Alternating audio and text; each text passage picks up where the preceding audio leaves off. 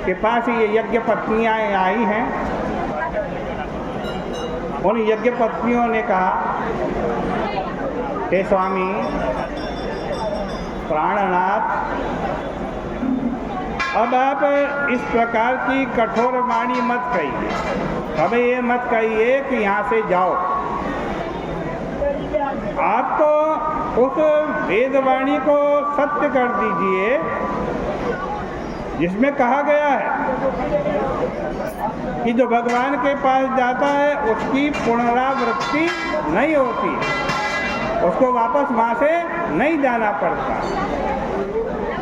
छांदोग्य उपनिषद के अंदर आया है, न स पुनरावर्तते सत्यम कुरुष्व निगमम्।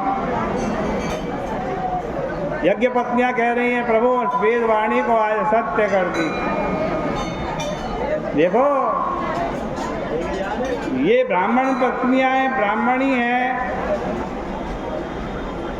और वेद मंत्र उनके जाने माने हैं, तभी इस प्रकार से श्रुति उद्धृत करती।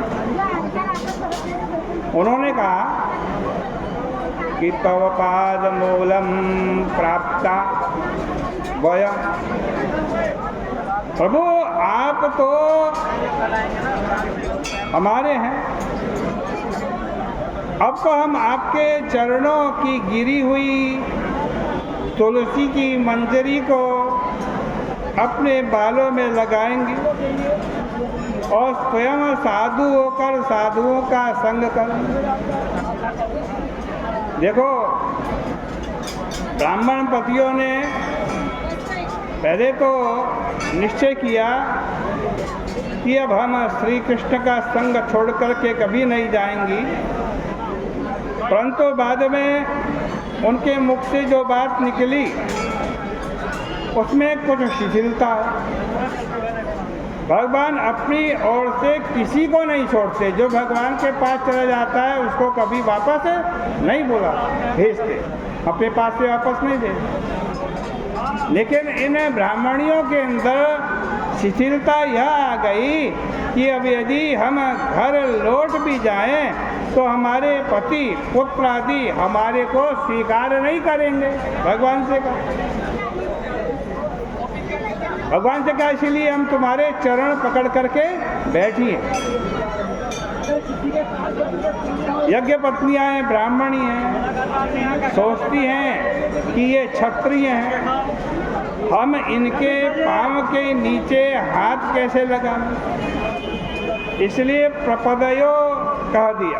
इसका अर्थ है कि हम तुम्हारे पंजों को पकड़कर बैठी हैं, उस पर गिरी हैं, अब हमें दूसरे के पास न जाना पड़े।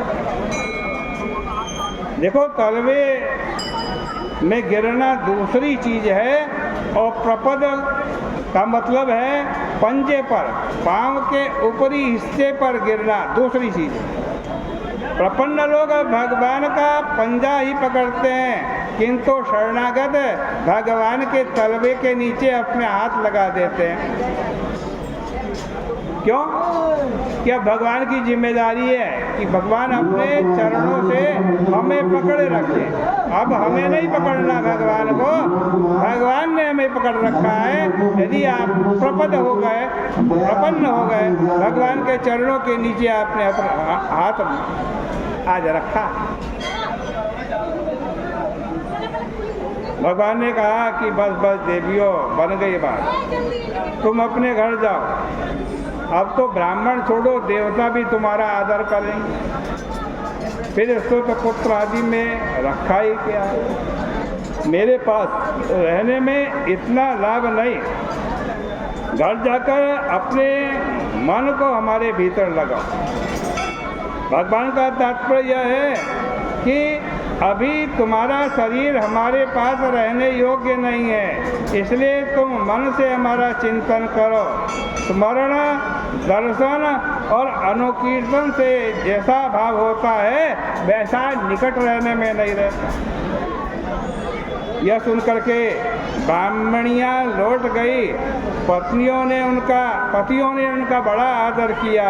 केवल एक ब्राह्मणी को उसके पति ने रोक दिया, श्री कृष्ण के पास उसको नहीं जाने दिया, इसलिए वह शरीर छोड़कर के श्री कृष्ण के पास पहुंच गई। अब भगवान ने ग्वाल बालों के साथ भोजन किया और उनके साथ अनेक प्रकार की लीलाएं की। इतना ही कह करके आज की चर्चा का यहाँ विराम करते हैं। आओ बहन जी, आरती करेंगे, आरती कर लो आज।